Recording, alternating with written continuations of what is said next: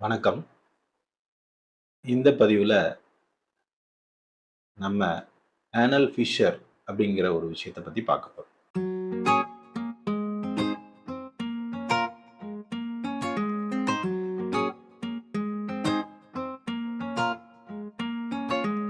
இந்த ஆனல் ஃபிஷருக்கு உண்டான காரணம் பத்தி பேசுவோமே. ஆனல் ஃபிஷருக்கு காரணமா சொல்றது ஒரு ஆனல் கெனால் ட்ரோமா. இந்த ட்ரோமாங்கிறது எப்ப நடக்குது அப்படின்னு கேட்டீங்கன்னா, இந்த ஆனல சுத்தி இருக்கிற மசில்ஸ் இருக்கு பார்த்தீங்களா? இந்த ஸ்பிங்டர் ஆனைன்னு சொல்றோம் பார்த்தீங்களா? அதுல 2 இருக்கு. அந்த 2 ஸ்பின்டர் மசில்ஸும் சேர்ந்து அதிகப்படியான ஸ்ட்ரெச் கொடுக்கும்போது, அந்த ஸ்பின்டர் மேல இருக்கிற தோல், அதுக்கு கீழ இருக்கிற டீப்பர் லைனிங், இந்த மியூக்கஸ் மெம்பரேன்ஸ் இதெல்லாம் வந்து அப்படியே ஸ்ட்ரெச் தாங்காத கிழிஞ்சு போகும். அது கிழிஞ்சு நமக்கு ஃப்ரெஷ்ஷா ஒரு கிராக்க உண்டு பண்ணிடும். டெலிவரி அப்ப ஃபீமேல்ஸ்க்கு நடக்கலாம். பெரும்பகுதி மோஷன் இறுக்கமா, ரொம்ப ஹார்டா, டைட்டா, கடினமா, பல்கா வெளியில வரும்போது ஏற்படுற சிரமத்தினால தான் இந்த கிழிதல் நடக்குது. இப்ப நம்ம அவாய்ட் பண்ண வேண்டியது ஃபர்ஸ்ட் வர மோஷன் ஹார்டா, டிஃபிகல்ட்டா, ரொம்ப ட்ரையா இல்லாம சாஃப்டா, நார்மலா வர மாதிரி மாத்திட்டோம்னா இந்த ஆனல் ஃபிஷர்ங்கிற தொந்தரவு நம்மளை விட்டு விலகிடும். ஸோ இதுக்கு முக்கியமான காரணம் ஆனல் ட்ரோமா. அந்த காரணம் எதனால நடக்குதுன்னு பார்த்தீங்கன்னா, முதல்ல வர்ற motion dry, hard and difficult, piercing like a stone. ரொம்ப ஹார்டாகவும், அது ஆசன வாயிலிருந்து வெளியில வர்றதுக்கு ரொம்ப கடினமாகவும், தோலை கிழிச்சிட்டும் வர்றதுனால ஏற்படும்.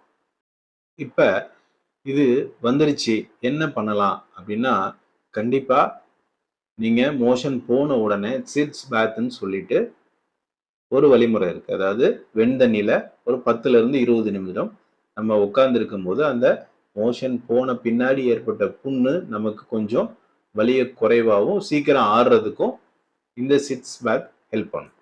இதுக்கு அப்புறம் முக்கியமான விஷயம், நம்ம ஸ்டூல் சாஃப்ட்னஸ் இல்லைன்னா மலம் இறுகாம பார்த்துக்கக்கூடிய மருந்துகளையோ இல்ல உணவு பழக்கத்தையோ மாத்தும் போது நம்ம இதுல இருந்து நிச்சயமா வெளியில வந்துட முடியும். இதுக்கு கீழே அண்டர்லையிங் காசஸ்ன்னு சொல்லிட்டு இன்ஃப்ளமேட்டரி பவல் டிசீசஸ், அதாவது பெருங்குடல் நோய்கள் ஏதாவது இருக்கும் பட்சத்துல நம்ம அந்த நோயை கண்டுபிடிச்சு அந்த நோய் சுத்தமா சரி பண்ணி அதுக்கு உண்டான சப்போர்ட்டிவ் மெடிசின்ஸ் கொடுக்கும்போது இதனுடைய ரெக்கரன்சியை நம்ம அவாய்ட் பண்ண முடியும். இப்ப ஆனல் ஃபிஷருக்கு நீங்க சர்ஜரி பண்றீங்கன்னு வைங்களேன், அந்த சர்ஜரி பண்ணின பின்னாடி உங்களுக்கு ஒரு 4 to 6 வீக்ஸ்ல இருந்து 8 வீக்ஸ் வரலும் டைம் எடுக்கும் உங்களுக்கு அதுல இருந்து டோட்டலா நீங்க ரிலீவ் ஆகிறதுக்கு. இதே ஹோமியோபதி மெடிசன் எடுத்துக்கிட்டீங்க அப்படின்னா 2 to 3 வீக்ஸ்ல மேக்சிமம் அக்யூட்டா இருந்ததுன்னா 2 to 3 வீக்ஸ்ல சுத்தமா வெளியில வந்துடலாம். இதே கிரானிக்கா இருந்தா 2 to 3 மந்த்ஸ்ல இதுல இருந்து வெளியில வந்துடலாம். இதுதாங்க ஃபிஷர் ஆனோ பத்தின டீடைல்ஸ். வரும் பதிவுல நம்ம அடுத்த கண்டிஷனான ஃபிஸ்டுலா இன் ஆனோ பத்தி தெளிவாகவும் விரிவாகவும் பார்ப்போம். அதையும் எப்படி ஆப்ரேஷன் இல்லாம சுத்தமா சரி பண்றதுங்கிறது நெக்ஸ்ட் பதிவுல பார்ப்போம். வணக்கம்.